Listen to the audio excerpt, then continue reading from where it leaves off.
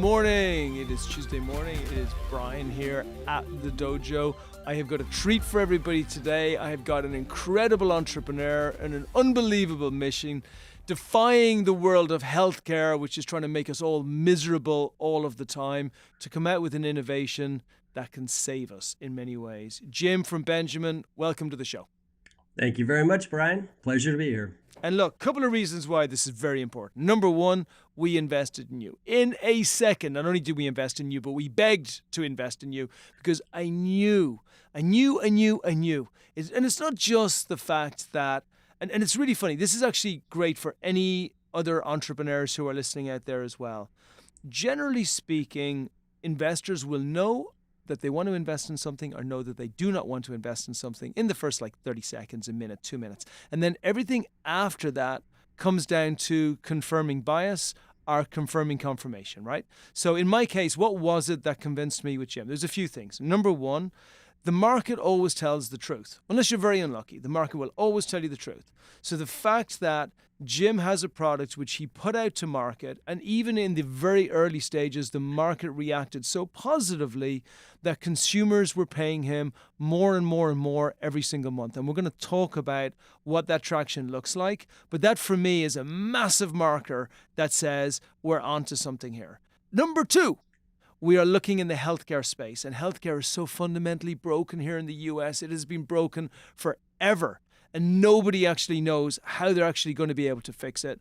And now I suddenly come across a solution that says we are going to reduce the cost of X within healthcare. And I know that X is so massive that it needs a fix that in a monster way. So that for me was the second part. The third part is the quality of the entrepreneur themselves.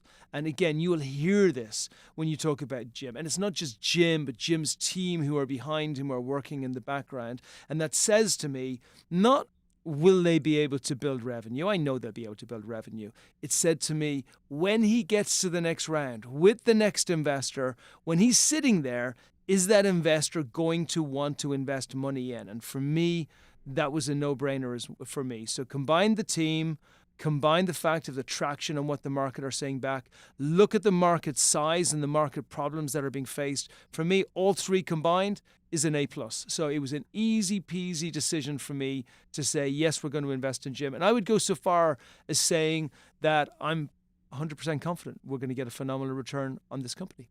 So how's that for an intro? Might be the best one I've ever had. Thank you. That's it. We should finish right now. Drop the mic. No, for real. What you're doing is brilliant. And I want you to explain to everyone, you've got a phenomenal beachhead where you're attacking directly the prescription space. So I'd like to maybe take what I just created as a huge overview there and give a little bit of context to our listeners as to specifically what are you going to be doing within the prescription space and how did you come up with this idea in the first place? And then after that, we're going to look to where you go later on. Thank you.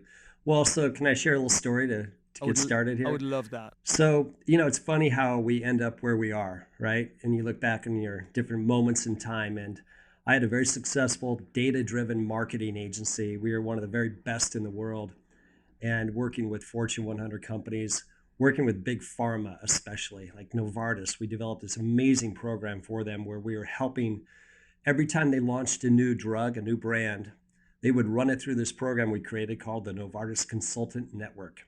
And it was so effective, they would get $500 million incremental sales by running it through this very relationship marketing type of a program to the prescribers. Wow. So that all sounds great, right? And then one day, Obamacare came. And what I found is that the pharma industry basically sold out. They were making sure that that law got passed so they would be protected. And when they did that, they cut all marketing. There were literally hundreds of thousands of salespeople cut. And a lot of people don't realize this. But why would they do that? It's to protect their financial interests. And the reason I'm telling you this is that I learned a really valuable lesson there. And that is that, what is your cause? What are you really doing this for? What's your why behind your business? If it's just making lots of money, does the world really need more prescriptions? Prescriptions are fine, except we've overprescribed our nation. And what I found myself was on the wrong team. And I had a chance to then reflect and say, what do I want to do going forward? What is my mission? And thought deeply about it. And what I realized is that we can make a real difference in this world if we help empower the consumer. It's been so much of a big institutions, big, powerful PBMs. It's a $500 billion a year middleman. And it's just the cards were stacked against us. And I said, you know what? I'm going to change my why. So I decided to go out and do something about this. And that's exactly what I'm excited about, kind of the path we're taking.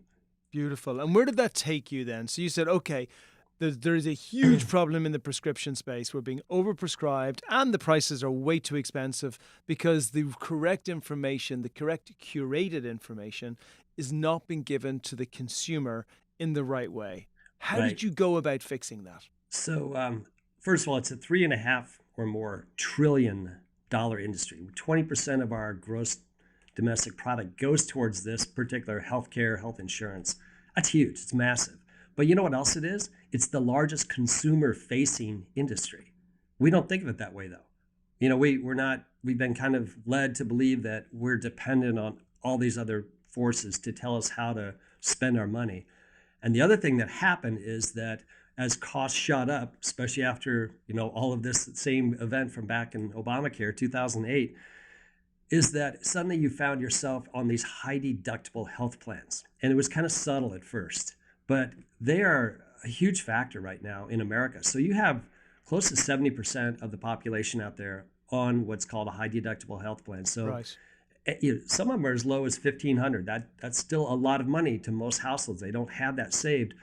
A lot of them are close to $7,500. There's possibilities of them becoming $10,000. So the other thing that's interesting about this is that unlike our car, we have car insurance, right? But we don't use our car insurance to do routine repairs and get your oil changed and just basic kinds of things. I mean, no one even thinks of it that way, right? You save that for that really important collision or whatever it might be, right? Liability even.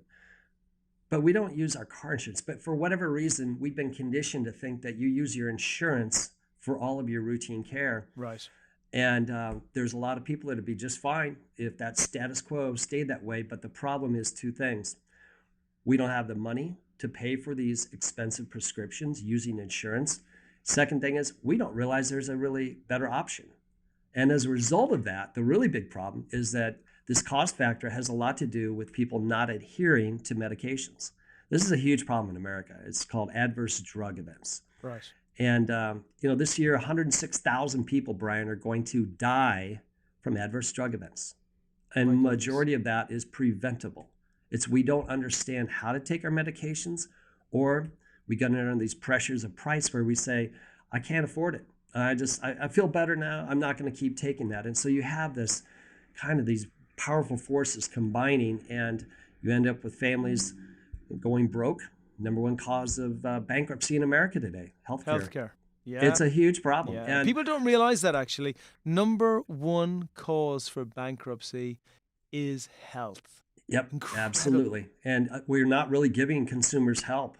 I mean, you don't have tools. Unlike every other industry, consumer-facing industry, right? We figured it out.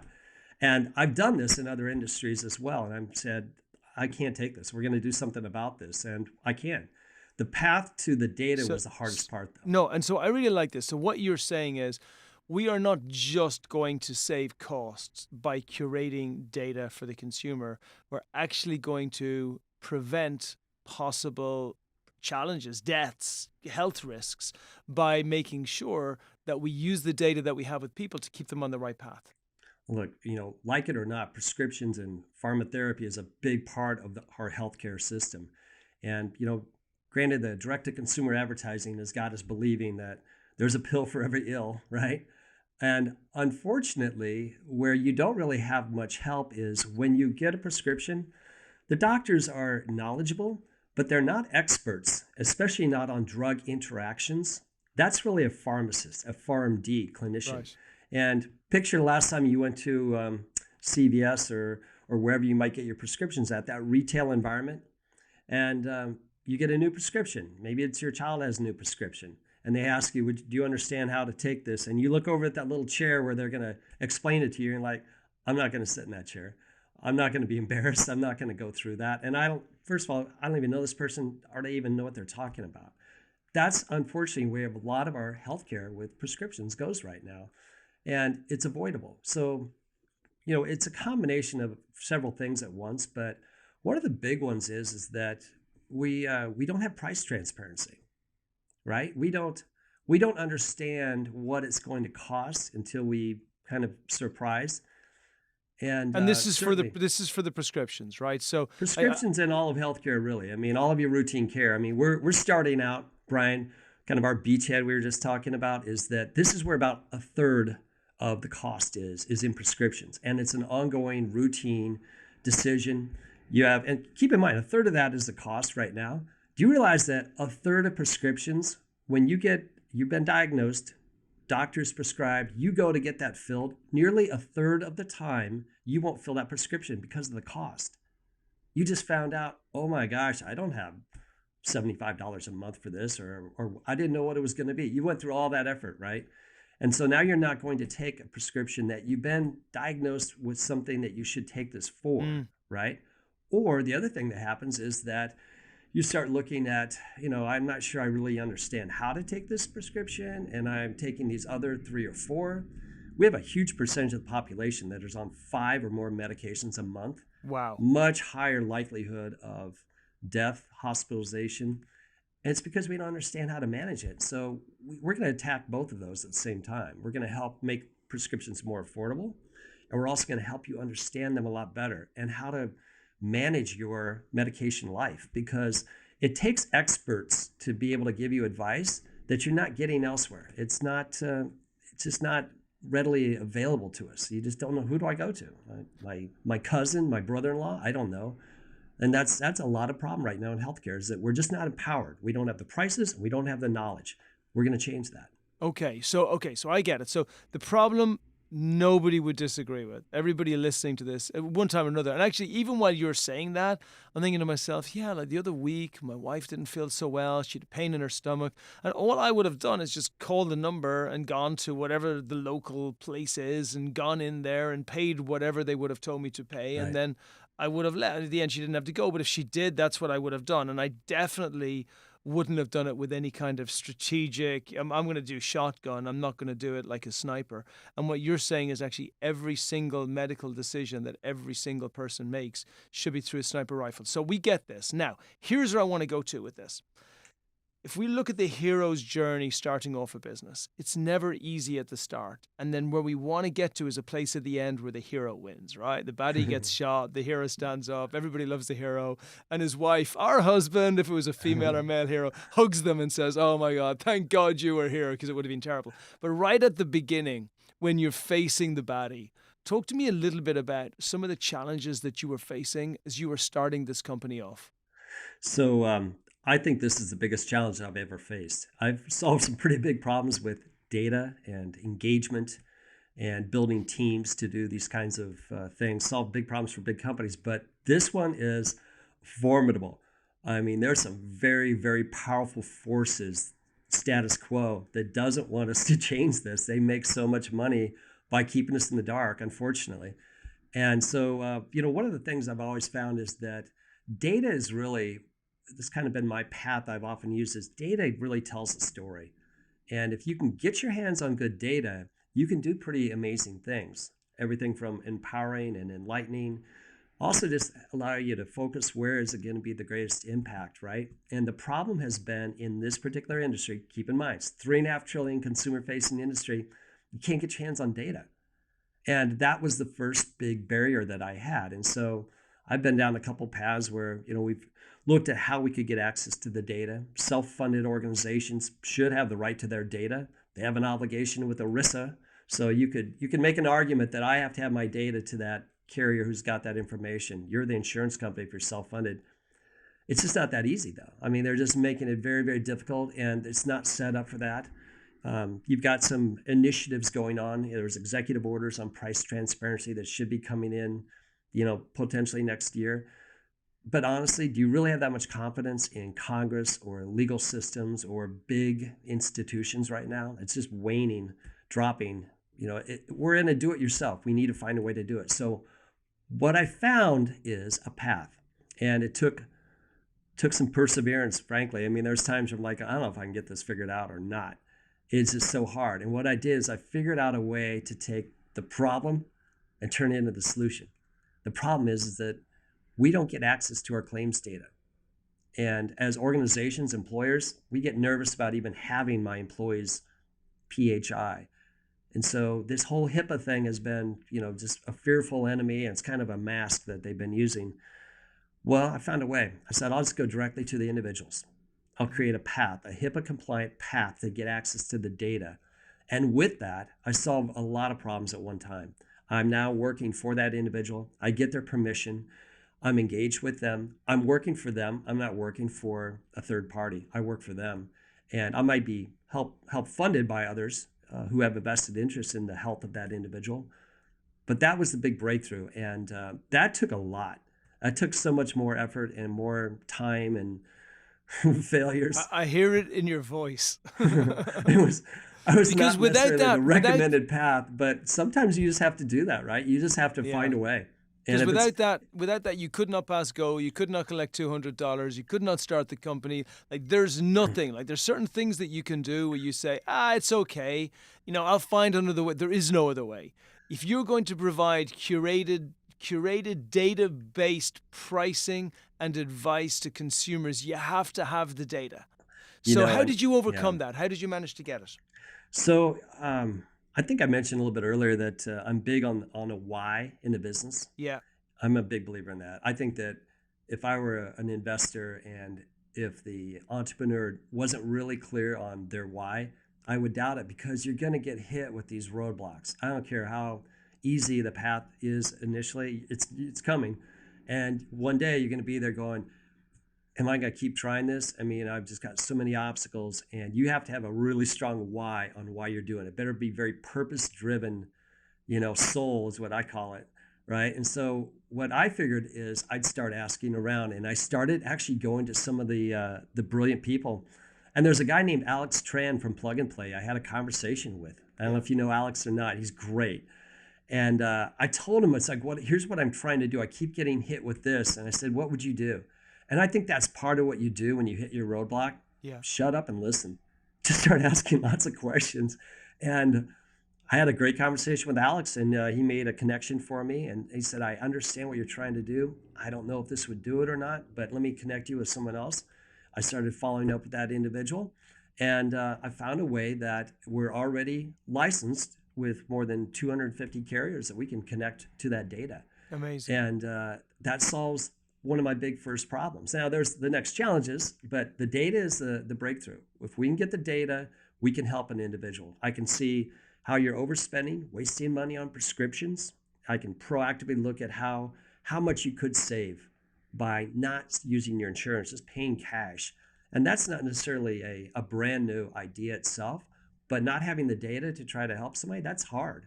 And then the second thing is seeing the prescription. The data gives us also the past. So I can see this individual is a ticking time bomb and they just don't know it.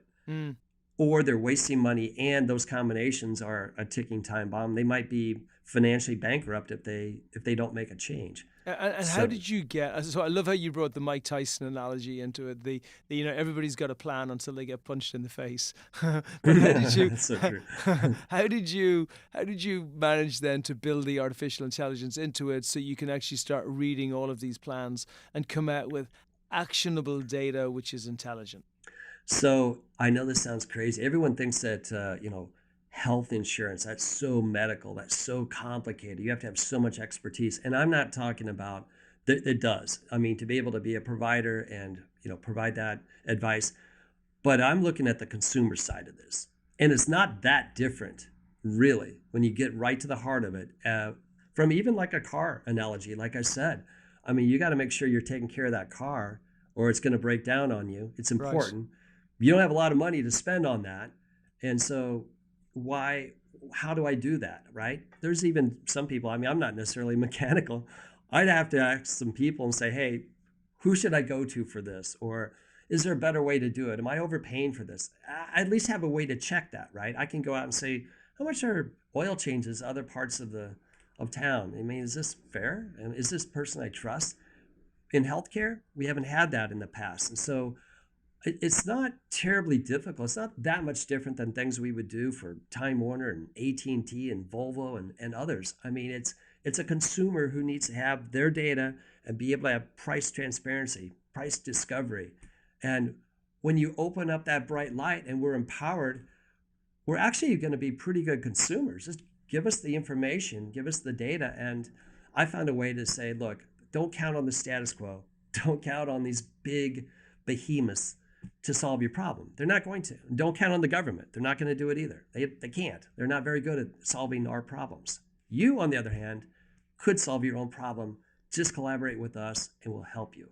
We'll save you money. We'll protect your family and get you healthier. But more important, this is a system rather than a consultancy, right? To be very clear. So Yes. what happens is you take the data, you pull the data from existing data sources that has all of that consumer healthcare data. You then pull it into your system. Your system then spits out options which are the best options for those particular consumers for at the beginning in the beachhead being able to get the very best types of prescriptions, the right prescriptions for them, and then also those prescriptions at the best price based on that data. And what I liked about this an awful lot is I don't see you, because many people will say, oh, hang on, if it's in the prescription place, other than the advice, the pricing is in the space of the GoodRx or Amazon or Walgreens or CVS. But actually, it's even better because all of those companies can't provide the best pricing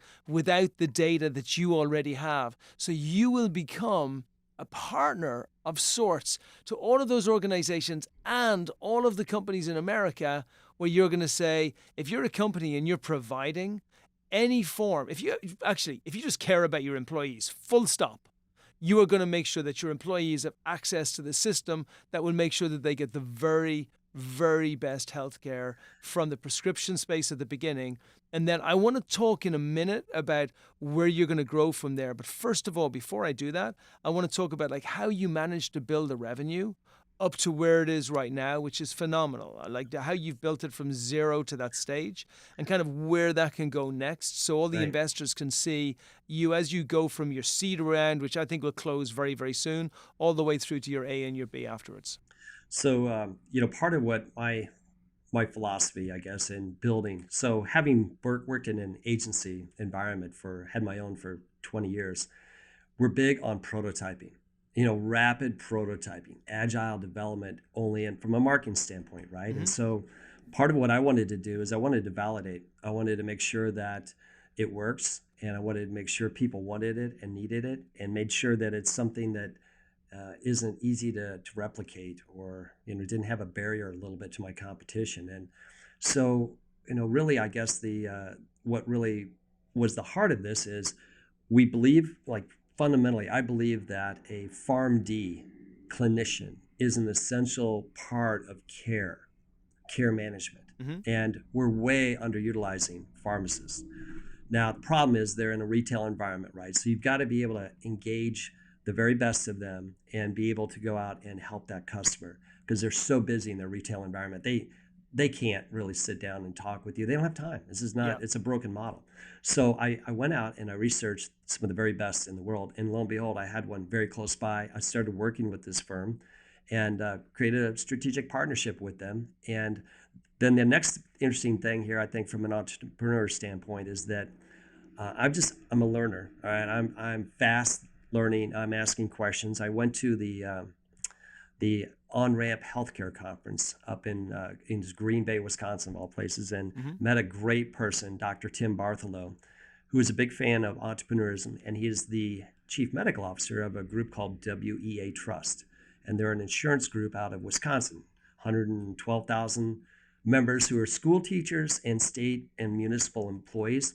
And, these are not rich people, all right? So they're struggling to make ends meet, and they also have a lot of, risk, adverse drug events. And so I went to a reverse pitch, and he said, one of my problems is polypharmacy. And I had just been researching this, had just been talking about it. I went up to him, I said, hey, I've got something for you. Can I come back to you and show you how we do this? So we created this model. and it's so replicable, it's scalable. And we did a pilot program and it's taken off. And that client alone, we could replicate that many times. It's helping roughly about 6 to 8% of their population Wow. with reducing the cost and their adverse drug events, and it's working wonderful. Here's the thing I like best. It's one thing when you're back to that kind of the why and are you on the right cause? It's one thing if you're saving to carry a lot of money. That's still good. It's noble. But what we did is we have engaged a high percentage of these higher risk members. When we get them to engage with us, 80% of the time, they'll do a 30, 45-minute conversation with us because it's information they need, saves them money, reduces their risk.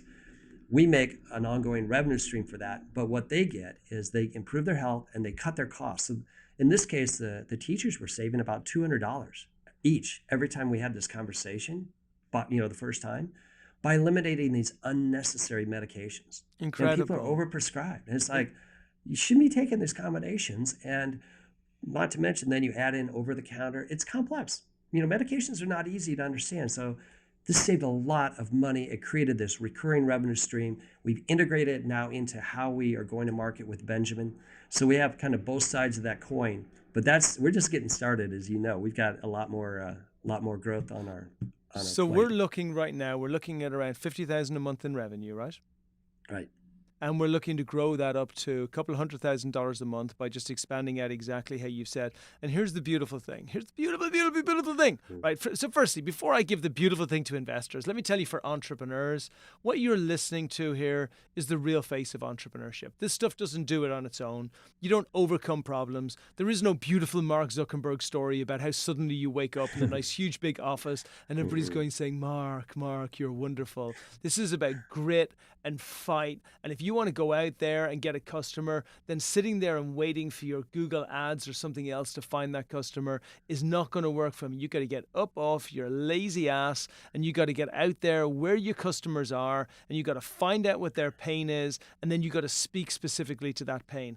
That's how you build customers. And the bigger the partnership, the bigger the revenue that you're going to get in. Multiply those partnerships, and rather than having to get 1, 2, 3, 5 customers through really expensive ads online, you're building up huge integrations which help you grow. Like Jim is growing from zero to a couple of $100,000 a month. And now the beautiful thing is, like, we'll do the seed round. Jim hasn't even done his seed round yet, and he's already at 50K. He's going to do his seed round. We'll raise $1 million, which is not going to be tremendously hard. We will then get to probably midway, if not September next year, and we will already be on the Series A. And we'll be on the Series A because the path here is fast. This is about fast, hard, aggressive outreach in an industry which is old and tired and boring and without any efficiencies or changing or upgrades in the last 10 or 15 years. If anything, it's gone backwards. It is absolutely ripe for disruption. So I love that. Now, here's what I want to talk about in the last 5 minutes or so. Okay. I want to talk about where we go to from here, because I think all investors listening to this are going to say, yeah, fine, Brian, we get it. Like, I can see him going to $1 million a month just based on the prescription space that he's in right now. I can see how he and Benjamin are going to be playing really well with the Amazons and the good RXs and those guys, so that's not a risk. I can see how they're going to use the employers to drive the market, so I can see how he can exponentially grow. But I'm not sure that the prescription market, just with data in there, can go much beyond $1 million to maybe $3 million a month in revenue. And we want him to go to $30 million a month in revenue. How does he do that?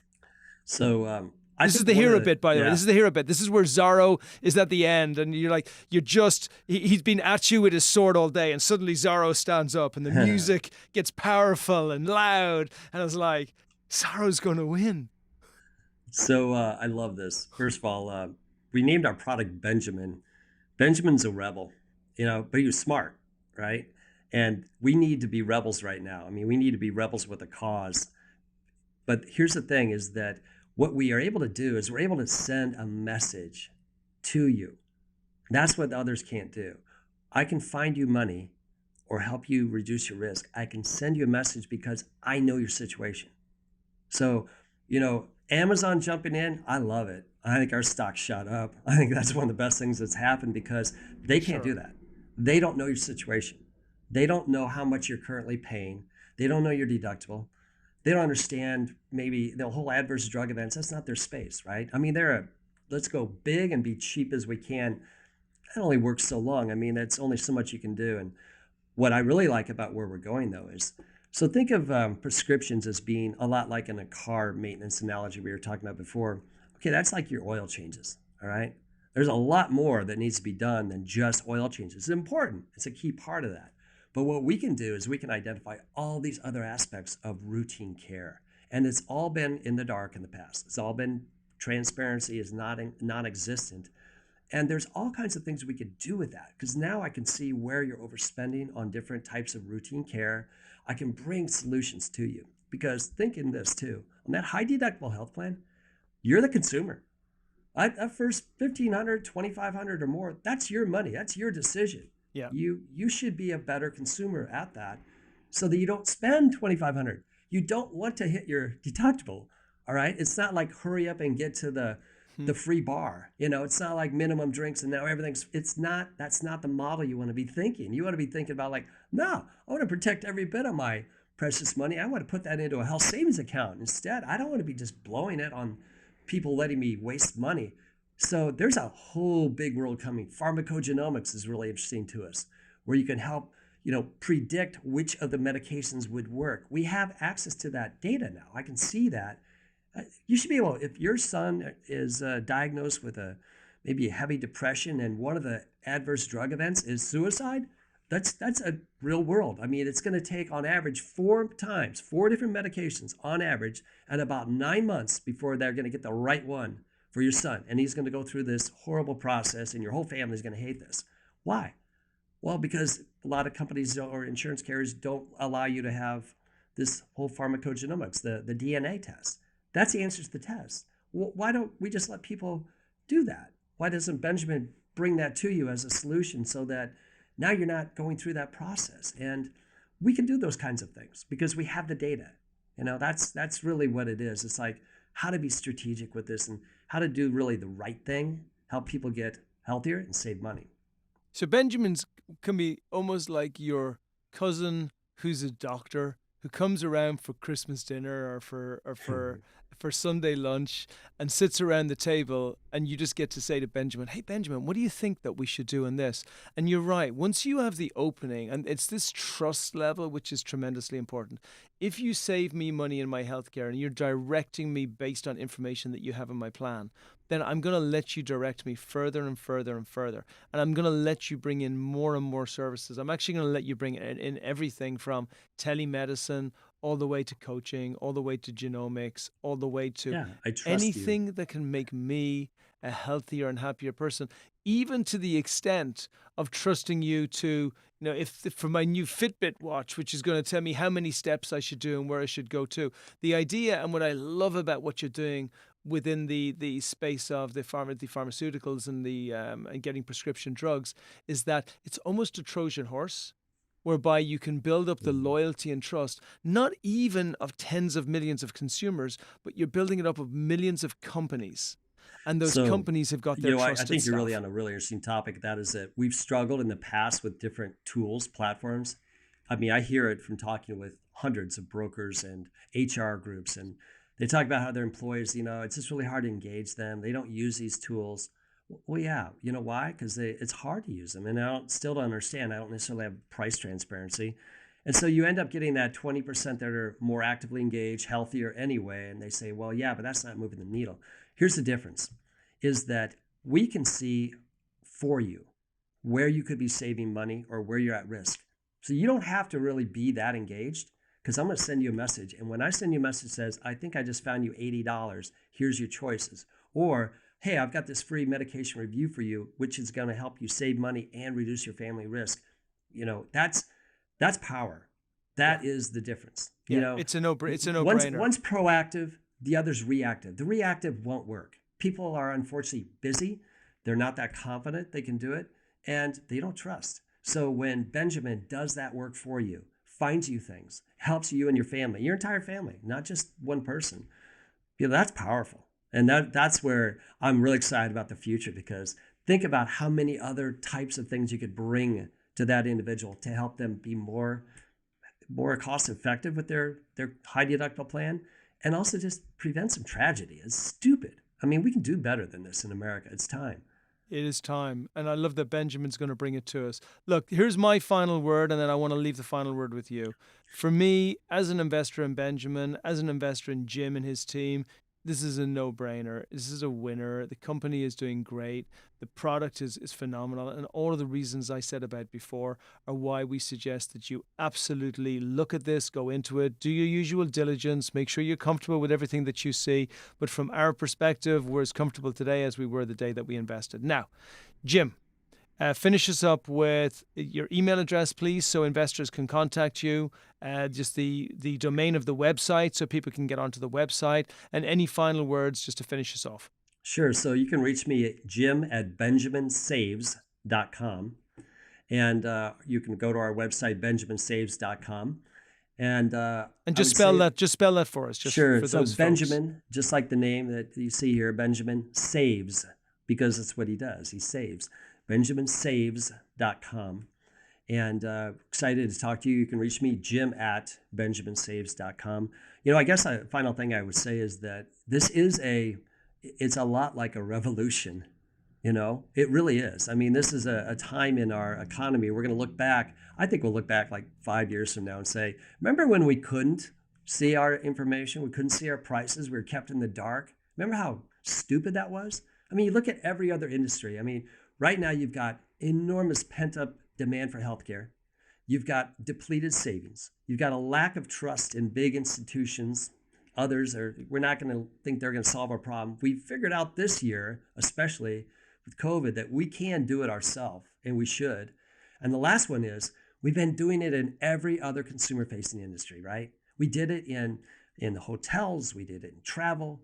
We've done it in every other consumer industry. Health is the last one that's left. And by the way, I'm going to take the final word, okay? I'm going to take the final word in building the unicorn that Benjamin is going to be. When somebody says to someone else, hey, do you remember when we couldn't actually see any price transparency and we had no data and we had to work this out themselves? And the other person says, no, I don't actually remember. Didn't Benjamin always do that? That's when we've done our work. That's when we've done our work. Let's leave it there. Jim, it's been a pleasure. Our journey to become a unicorn has only begun. I couldn't be more happy to be working alongside you. It's my absolute privilege to be here watching you build this monstrous, wonderful beast that you're building. And I'm looking forward to it all. And it's been our honor to be involved with you and your organization. Just amazing quality. I just can't tell you how much we're pleased being involved with you, Brian. Here's a virtual hug, COVID virtual hug. All right, that's a wrap.